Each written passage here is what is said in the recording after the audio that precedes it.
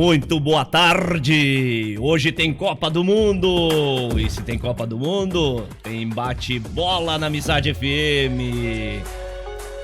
Rapidamente aí um programa para falar do jogo de ontem, para falar do jogo de hoje. Comigo, Paulo Silva. Boa tarde, Paulo Silva. Boa tarde, Cristiano. Boa tarde, ouvintes da Rádio Amizade. Boa tarde, gente que gosta de futebol. Vamos lá então, com o patrocínio da Cuca dos Deuses, onde a felicidade sai do forno todos os dias. A Cuca dos Deuses é aquela padaria e confeitaria colonial com cafés e pratos variados durante todo o dia. Atendimento de terças a domingos até às 7 da noite.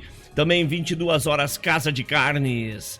Atendimento também de segundas a sábados até às 10 da noite e nos domingos até o meio-dia. Tudo que você precisa para aquele churrasco no happy hour depois da hora. 22 horas Casa de Carnes.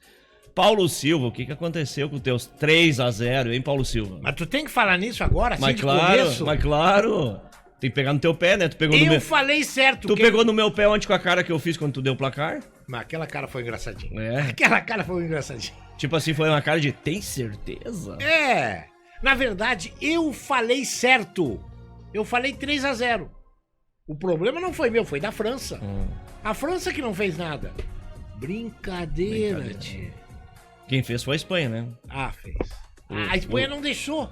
Parabéns pro La Fuente, treinador espanhol, né? La Fuente. Ele não deixou. A França ontem, todo mundo deve ter visto o jogo. A Inglaterra, já tô pensando em Inglaterra. A Espanha não deixou a França jogar. E a França não sabia o que fazer. Impressionante, cara. Coisa de louco. Eu acertei o placar, era pra ser 3-0. Não foi pro problema da França. Eu já bati nesse negócio. Não, quase que foi 3-0 pro outro lado. Pro outro lado. Pro outro lado. Podia ter sido 3, 4-0, né? Mas nós falamos ontem que as duas tinham um padrão específico de jogo, só que ontem a França não conseguiu manter o seu padrão, né? Graças ao treinador, o treinador da Espanha armou o time redondinho. E o Lamal tá mal. ruimzinho. Tá mal, né? Ele foi a única, vamos dizer, um pouquinho... Ele despencou contra o resto do time, né? Sabe que ele quase saiu? O treinador queria, depois fiquei sabendo aqui, meus informantes aqui, o treinador queria botar o Lamine no banco. Sabe por quê? Porque o Lamine ia mal. Ia mal. Essa forçou. Essa foi pior que os 3-0. Foi pior que essa. Tá certo. Mas ele foi o único que não condiz com o resto do time. Claro, ele sofreu pênalti no início do jogo, que ali abriu o caminho da Espanha, né? Mas o resto do jogo ele ficou abaixo. E muito bem ontem, dois caras que não são craque da Espanha. Os dois laterais. Né? Sim. O Perrot, aquele pela direita, e o Cucurella pela esquerda. Né? E o goleiro, como sempre, né? Perfeito. Mas ele quase não sujou o fardamento. Sim, perfeito. Tu sabe quando foi o primeiro chute, o primeiro arremate a gol? Quantos minutos? Dentro do alvo? Aos 94. 4 dos Por isso acréscimos. que eu disse, o goleiro foi perfeito. O Dembélé chutou aos 94 e aos 96. Aos 94 ele atrasou a bola e aos 96 ele chutou mais terminou o jogo, forte. ele não precisou nem tomar banho. Ele só tirou a camiseta e ó. E falar no pós-jogo, o que foi a soberba dos franceses? Hein? Porque nós perdemos pra nós mesmos, porque o árbitro isso, porque aquilo... Não enalteceram a França. Não teve problema com arbitragem. Não. A França não perdeu para ela mesma. A França perdeu para a soberba da França. Porque menosprezou, sabe? Eu, como torcedor, ou qualquer um torcedor, a gente pode dizer, eu quero isso, eu quero aquilo. Agora, os jogadores, eles entraram com o jogo ganho. Por que eu falei 3-0? A França entrou ganhando de 3-0. Sabe? Então, foi prepotência, foi soberba. E quando a Espanha amarrou a França, eles não sabiam o que fazer. E um detalhe. Ontem foi a data da queda da Bastilha. Uma data importante para a França. E no dia da queda da Bastilha, a queda da seleção. E teve outra data que eu não... Ontem passou muito rápido o programa, a gente não conseguiu falar de arbitragem. Eu ia falar um outro detalhe da data de ontem, também me passou... Mas vamos falar hoje. Apesar de ter jogado mal, ontem foi o aniversário. 19 anos do Yamal. Do Yamal. Claro, ele ganhou um presente dos colegas, né? Porque ele não... Agora, não podemos falar dele, eu vou tentar me redimir agora. Porque ele ia mal, mas pode ser que na próxima não vá. Não, ele até fez um gol ontem. Não, ele até fez um gol ontem. Só que tava impedido, né? E antes, no primeiro tempo, ele fez umas 2 jogadinhas ali com o Olmo e com, não lembro mais quem, mas no fim não resultou em nada. Mas enfim, ele ficou um pouco abaixo dos seus colegas que foram muito bem. Ele foi muito bem quando foram entrevistar o Lamine e ele disse: nós somos a seleção que tem condições de parar a França. Porque eles ganham na Copa Europeia, ganham não sei aonde, eles não perdem. Eurocopa, Copa das Nation Leagues lá, né, que eles falam. Ganhou sempre da França. E uma coisa que o Lafuente acertou foi na escolha do seu segundo homem de segundo campo, né? Ali pra você ver que craque não, ele deixou o Pedro fora, né? Deixou o Pedro fora e manteve o Fabián Ruiz, né? Que não tem tanto nome, que jogou afino da bola. Muito bem. Lembra que a gente comentou aqui? Acho que ele não vai mudar. Enquanto que o Deschamps botou o Tchouaméni. O Tchouaméni entrou sem ritmo, sem nada. Aí o seu outro volante lá, o que nós falamos, Rabiot, né? Foi obrigado a levar um cartão no primeiro tempo. Ou seja, teve que tirar o Rabiot no intervalo, botar o outro que jogava lá, o Koundé. E aí o meio-campo da França não andou. Foi aí em cima do Tchouaméni e que foi o segundo gol. A Espanha matou o jogo no meio de campo. Exatamente. Ganhou no meio de campo, merecido. Claro, facilitou o gol cedo, né? Antes da parada técnica, aos 22, o pênalti. Um pênalti acidental, mas é pênalti. Mas por que deu esse pênalti acidental? Mas foi por quê? Porque a Espanha estava jogando perfeito e a única coisa que ele podia fazer foi o pênalti ali. Falta de atenção. Eles estavam tontos. A Espanha deixou a França tonta. Ele chutou o cara, ele não olhou. Ninguém pode chutar feito maluco, assim, dentro da área. Ele chutou sem olhar pro lado. Daí deu no lombo, né? Paulo, pra fazer a transição do jogo de ontem pra hoje, vamos falar da arbitragem dos 2 jogos. Vamos lá. Tá? Então tá, vamos lá. Solta a vinheta. Ontem o jogo foi apitado por um árbitro salvadorenho, o Ivan Barton, assistido aí pelo Davi Moran, também do El Salvador, e o outro assistente foi Antônio Pupiro, de Honduras.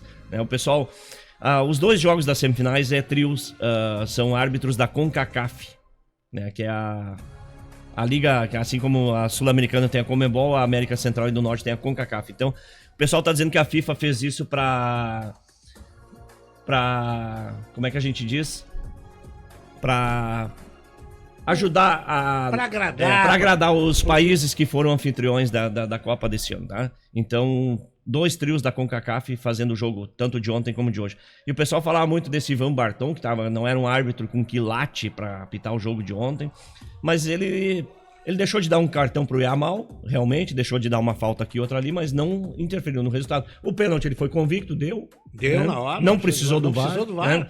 E tu sabe que esse rapaz, ele tem 35 anos, é formado em Química.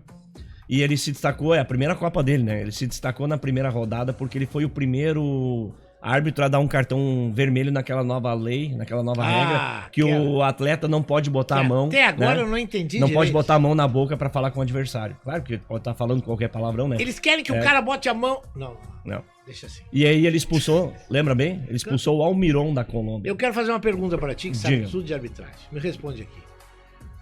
Existe alguma possibilidade de algum árbitro brasileiro talvez apitar a final da Copa? Se a Argentina não classificar, existe. Se a Argentina classificar, não. Não, se a Argentina não classificar hoje, existe. Porque daí não vai ter sul-americano na final. Existe. Se tiver... Existe, mas remotamente o Wilson Pereira Sampaio está cogitado. Remotamente. Mas se tiver Argentina... Daí não, daí é América do Sul contra a Europa, não vai ter... Aí vai ser... Aí não sabe, né? E por falar em arbitragem, hoje outro trio da CONCACAF, hoje é um trio americano. Exatamente o trio que apitou o jogo do Brasil e Noruega, né? O Ismair El Fati, assistido pelo Corey Parker, e o Killy Atkins.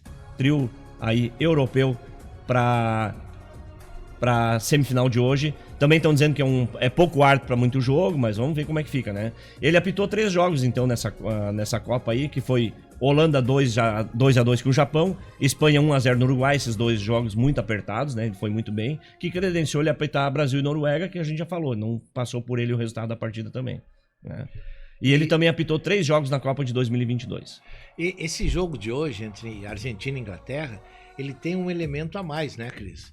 Porque não é só... Existe uma rivalidade. Eu acho que os ingleses até hoje, não aquela da La Mano de Dios, aquele golaço do Maradona. Então existe a rivalidade. E existe também uma rivalidade política nisso aí, né? Eu espero que isso não atrapalhe o jogo. Porque as Malvinas são argentinas e as Falklands são do quê? São inglesas. São inglesas. E por falar nesse assunto, Paulo, ontem eu falei da Cíntia Loureiro, que não veio, e que ela tá com um vídeo lá no nosso Instagram, né? Tá lá, colocou o vídeo lá em vez de mandar pra nós, né?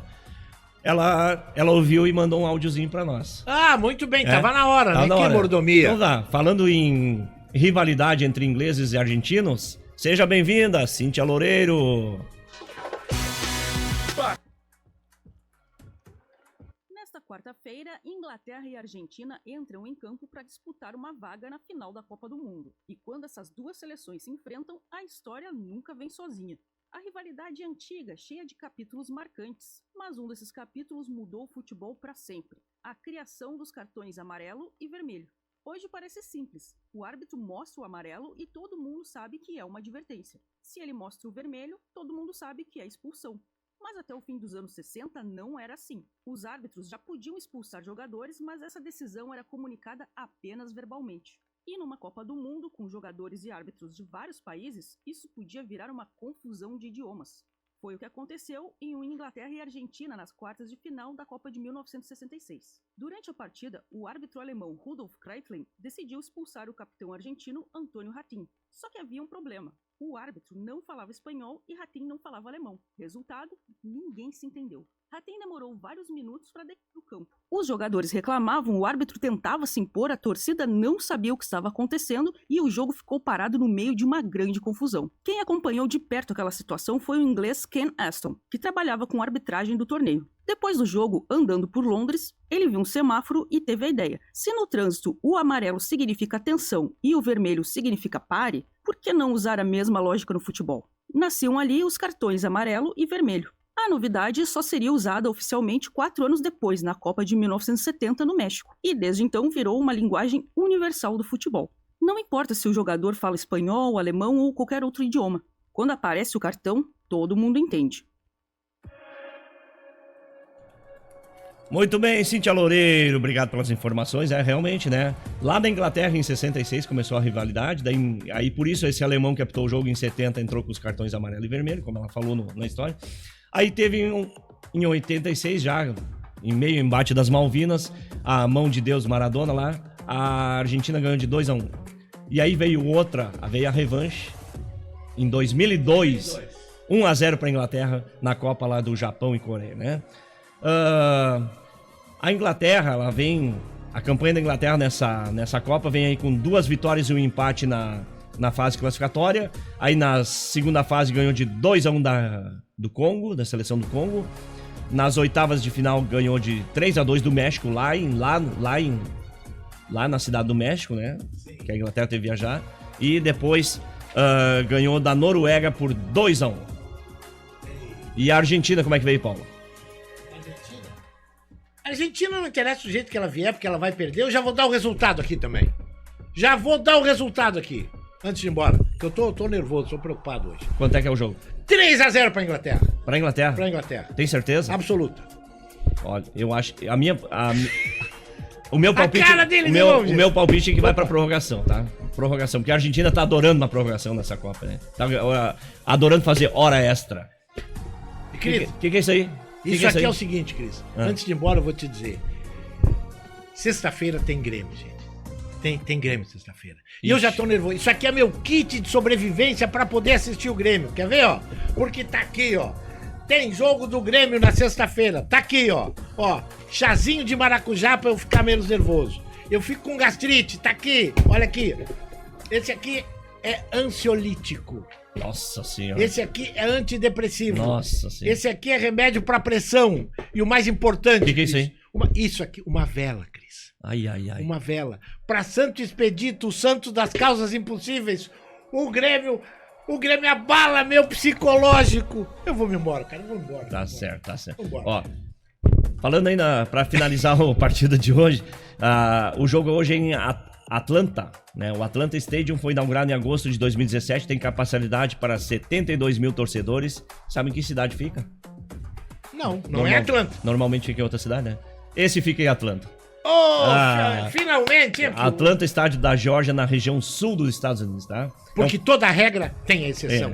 Ele é palco para vários estilos de eventos, mas normalmente abriga 2 tipos de esportes. É a casa do Atlanta Falcons, que disputa a Liga Nacional de Futebol Americano, e também do Atlanta United, do Campeonato Nacional de Soccer, o nosso tradicional futebol, né?